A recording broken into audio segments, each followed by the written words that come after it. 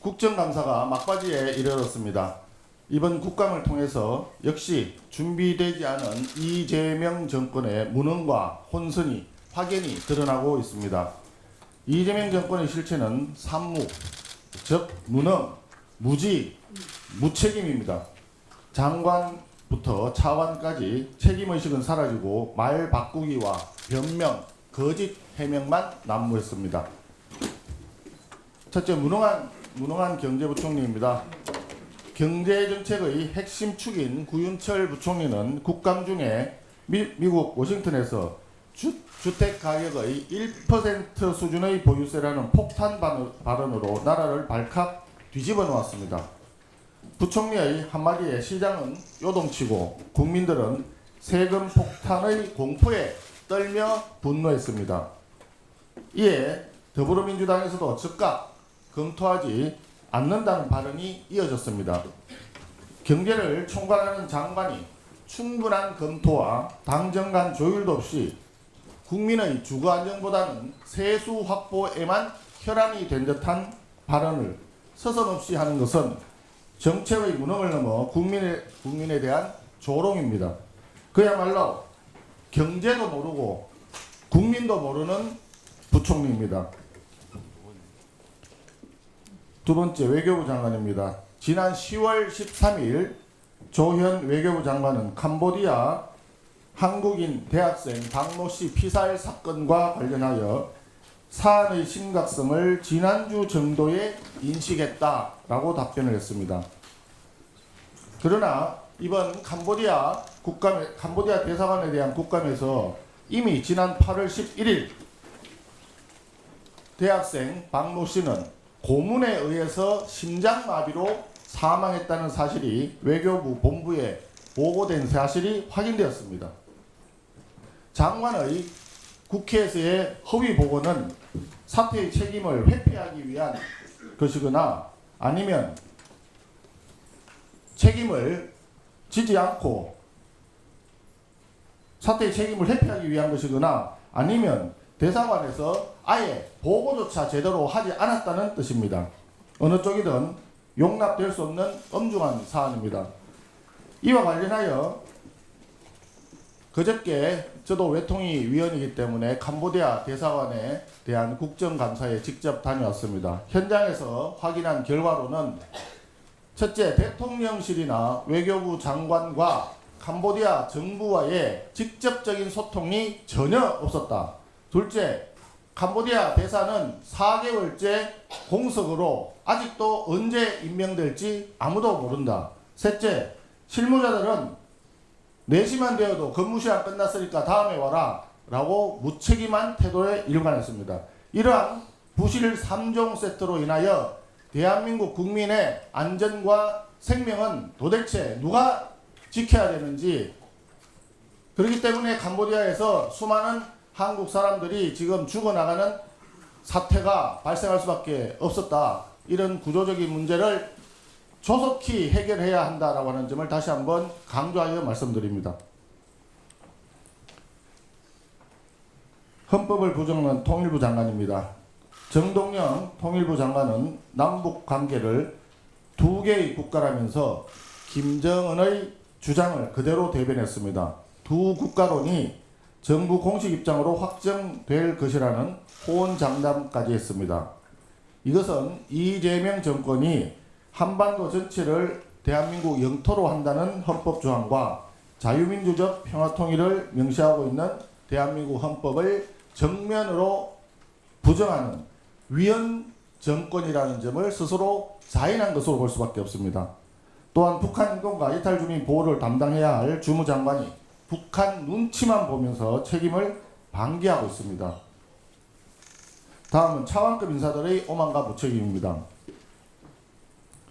이상경 국토부 1차관, 대출 규제로 무주택 서민을 전월세 난민으로 만들어 놓고도 집값이 안정되면 그때 가서 사면 된다 라고 하는 발언으로 국민의 가슴에 대못을 단단히 박았습니다. 본인은 갭 투자로 수십억을 벌고 50억이 넘는 자산가가 되어 있으면서 무주택 국민에게는 그냥 기다리라 라고 하는 조롱성 발언을 서슴지 않았습니다. 국민의 고통에 대해서 완전히 몰이해 또는 오만의 극치입니다. 국민의 주거 절망을 만든 책임자라면 2분짜리 유튜버 사과로 국민을 우롱하지 마시고 즉각 본인의 거취에 대해서 스스로 판단하시기 바랍니다. 이찬진 금융위원장은 서초구에 고가 아파트 2채가 있는데 국회에서 지적이 이어지자 한두 달 내에 정리하겠다고 했습니다. 그러면서 자녀에게 정리하겠다라고 해서 국민적인 분노를 다시 불러일으켰습니다. 이것이 정리라고 생각하십니까? 국민이 그렇게 우스워 보입니까? 꼼수 정리로 기득권을 지키겠다는 말장난에 불과합니다. 부동산 규제와 금융감독을 책임지는 수장이 스스로 원칙을 무너뜨리는 내로남불의 전형입니다. 강윤진 보훈부 차관은 연평해전 참전 유공자 지정심사와 관련해서 8명 중 4명이면 많이 된 것 아니냐라고 하는 망언을 내놓았습니다. 나라를 위해서 목숨을 바친 영웅들을 숫자 노름하듯이 저작거리 흥정하듯이 대하는 망국적 발언이 아닐 수 없습니다. 국가를 위해 헌신한 분들의 희생을 숫자와 비율로 평가하는 차관이 과연 보훈 업무에 적합한 인사인지 국민들은 궁금해하고 계십니다. 이재명 정권은 무능, 무지, 무책임의 산무가 국정 시스템이 된 정부입니다. 이재명 정권의 실정에 국민은 분노하고 있습니다. 남은 감사기간 동안에 국민의힘에서는 그 무능과 혼선을 끝까지 파헤치고 국민께 진실을 보고하겠습니다. 관세협상 관련해서 말씀드리겠습니다. 지금 한미 관세협상이 막판 줄다리기에 돌입했다고 합니다. 마무리 협상에 임하는 정부의 야당으로서 몇 가지 당부 말씀을 드립니다. 먼저 지금 정부가 협상에 어려움을 겪고 있는 근본적인 원죄는 3,500억 달러 규모의 대미 투자를 덜컥 약속한 731 졸속 합의에 있습니다.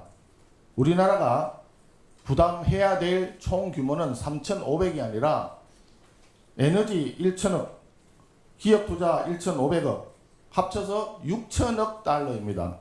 일본의 5,500억 불보다 많고 EU의 6,000억 달러와 동등한 규모입니다. 일본 GDP에 반도 되지 않는 우리나라 GDP를 고려했을 때 우리 경제에 막대한 부담을 지우게 된 협상 실패이자 외교 참사라 할 것입니다.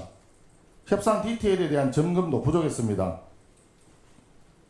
관세협상 타결 직후 트럼프 대통령은 투자처에 대해서는 미국이 결정한다. 수익의 90%를 미국이 가져간다. 라고 얘기를 했습니다. 그 당시 김용범 정책실장은 정치적 수사 이상의 의미는 없다. 재투자 개념일 것 같다라고 폄하했는데 현실은 아직까지 이 부분이 해결이 안 되고 있는 것 같습니다. 결과적으로 모든 것을 합의하기 전까지는 어떤 것도 합의된 것이 아니다라고 하는 외교가의 오래된 격언을 망각했던 참담한 결과입니다.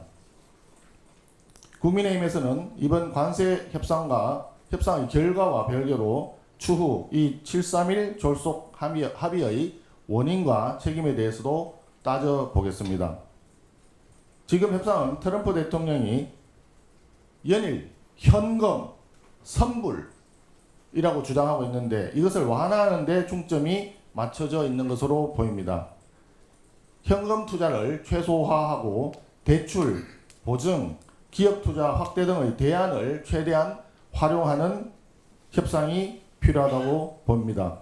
그리고 일시불 또는 선불이 아니라 분납이나 연불을 통해서 우리 경제에 미칠 충격파를 줄이는 방향으로 합리적 합의를 도출해 가기를 정부 측에 촉구합니다. 그리고 아직도 해결되지 않고 있는 투자처 지정에 대한 권한 그리고 투자 수익 배분에 대해서 합리적 비율로 합의를 해야만 대한민국 국익을 지킬 수 있을 것입니다. 일방적인 대한민국의 희생이나 양보를 국민들께서는 용납하지 않으실 것입니다.